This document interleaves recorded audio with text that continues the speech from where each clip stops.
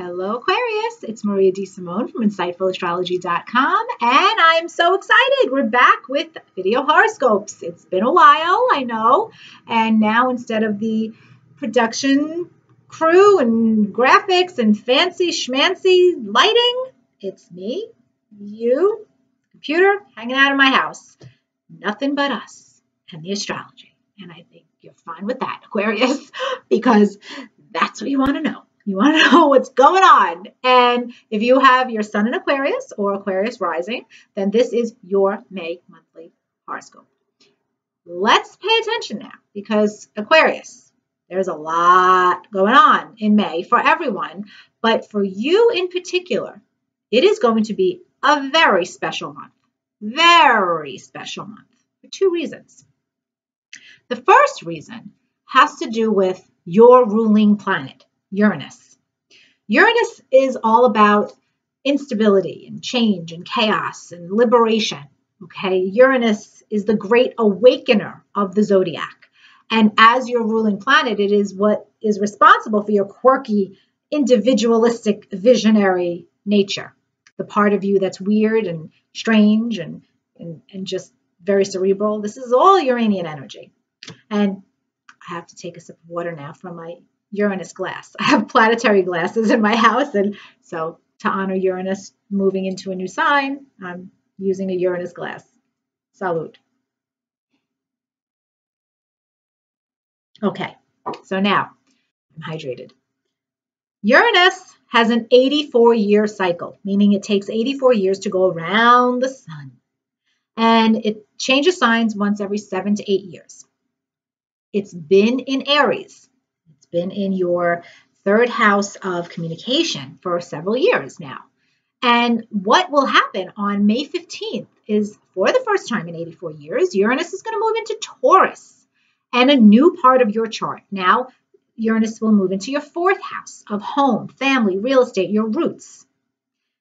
This is a big deal. Your ruling planet is changing signs. No one will be more affected other than you and Taurus, because it's going into Taurus. And to be fair, the other fixed signs, Scorpio and Leo, will be greatly affected as well, more than the other signs. But you and Taurus win the prize. You might be tied.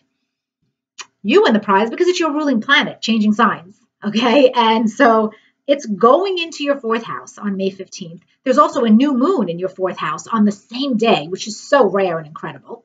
So Uranus moves into your fourth house and out of your third house. So in the month of May, you're going to hear some noise in your life with third and fourth house matters that you want to pay attention to, because Uranus is going to give you a taste of what is to come over the next several years when he's really in your fourth house.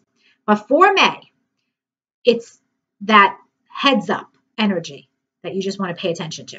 So Uranus dips into your fourth house from May 15th until November 6th, and then goes back into your third house to finish up those Uranus and Aries lessons. And then March 6, 2019, Uranus goes into your fourth house in Taurus for good until April of 2026. That's the deal. And, you know, guys, while Uranus has been in your third house, you have really woken up as far as communicating your, I wanted to say communicating your crazy, but I mean that with absolute love, because if you know me, my mother was an Aquarius, so I tease Aquarians all the time about your weirdness, because I grew up with a weirdo crazy mother who I actually love so much because she introduced me to all of the unusual metaphysical sciences, which is something that Uranus rules, Aquarius rules. So I grew up with a weirdo who I loved very much. And you guys, since March of 2011, have really been liberating yourself with communicating your weird, strange, visionary thoughts and getting them out there and asserting that in an independent, dynamic way. And I hope it has served you well, because that was the point of this transit. It really was. It led to personal growth, because remember, Uranus is your ruler. So for some of you, you might have written a crazy visionary book. You might have taken classes on subjects that were unusual but really stimulating. You might have become a teacher in those areas, one or more of those areas. this could have also been a time where you became really into technology, social media, anything with computers. This is all Uranian energy as well. Third house communications, okay? All possible, and it all would have served you well. There could have also been some instability with relationships connected to siblings, since the third house rules your siblings. And I think that the news here for you is that on May 15th, when Uranus leaves the third house and goes into the fourth house, you're going to recognize how freeing your voice and your communication has really served you on a soul level. And now you have this itch that you need to scratch in a different area of your life, right at home. Something about your home life will be changing radically. The most common prediction for a Uranus fourth house transit is a geographic relocation.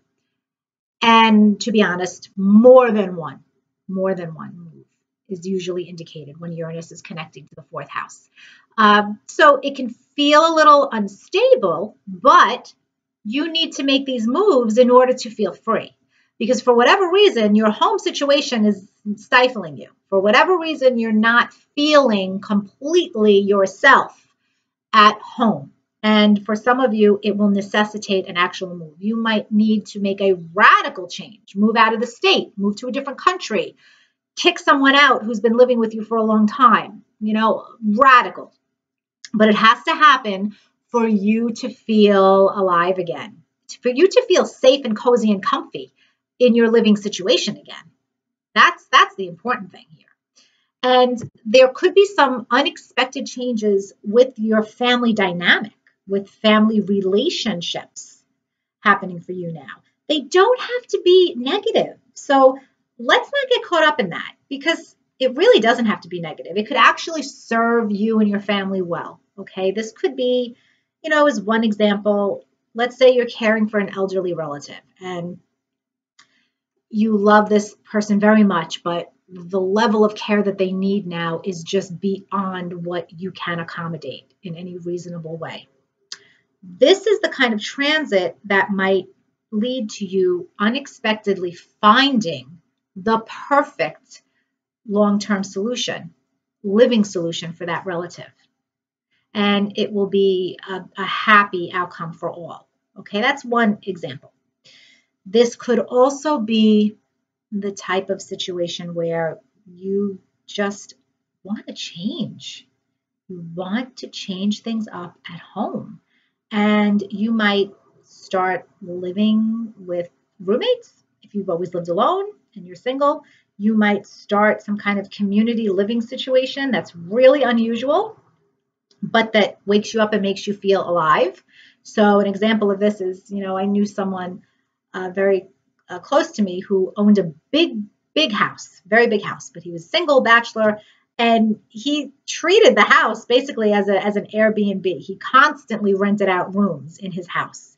And that's very Aquarian, Uranian fourth house energy, where unusual strangers, people are in and out, and there's always a new roommate. There's always somebody that you don't know in the kitchen with a friend, okay? That kind of energy is very possible for you now, but you'll find it stimulating. And it will help you feel more at home than you have ever felt, actually. So there could also be an awakening for one of your relatives that connects to the metaphysical sciences.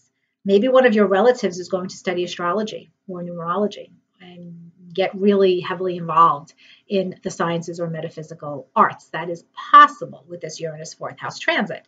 And if it does happen, you'll feel very supported by this person, and you'll feel like you can support this person in the new endeavor. But this would be a relative of yours. Okay, so yes, a move is likely. I'm not saying the move is happening in May. I'm saying that the itch is there. You're gonna need to scratch that itch at some point, probably more than once. Now, there could also be some unexpected tower moments in your family life. And they might be a little uncomfortable for some of you, but necessary. So, I don't know, your parents, you could be, let's say you're in your 40s. Your parents might say, we're getting a divorce. And you're like, huh? You're getting a divorce now? I'm 45 years old. And they're whatever, in their 80s. That kind of a thing can happen in your family life.